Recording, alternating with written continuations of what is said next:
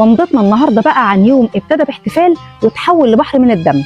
في سنة 1811 محمد علي باشا عزم أمراء المماليك على حفلة كبيرة في قلعة صلاح الدين بمناسبة تعيين ابنه توصل باشا قائد للحملة العسكرية للحجاز اللي رايحة تقضي على الوهابيين، واللي بالمناسبة ما كانش يعرف أي حاجة من اللي ناوي يعملها أبوه كمان شوية، واتفاجئ زيه زي الباقيين.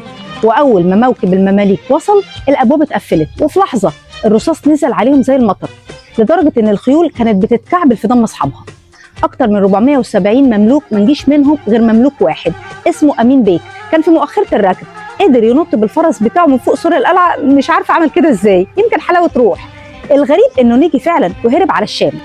محمد علي ما اكتفاش بمسبحة القلعة اللي قتل فيها أكتر من 470 مملوك في دقايق، ده فضل 3 أيام بعدها يطارد في المماليك في شوارع القاهرة ويقتل فيهم، لغاية ما عدد القتلى تجاوز ال1000 مملوك. وطبعا متخيلين مدى الرعب والهلع اللي الناس كانت فيه وقتها، خصوصا ان ده تسبب في فوضى وعمليات سلب ونهب للاهالي والناس العاديه، لغايه لما محمد علي نزل بنفسه المدينه وقدر يسيطر على الوضع. بس بعد ايه؟ مسبحه القلعه كانت وصمه عار في تاريخ محمد علي السياسي، لكنها برضو كانت نقطه تحول في تاريخ مصر.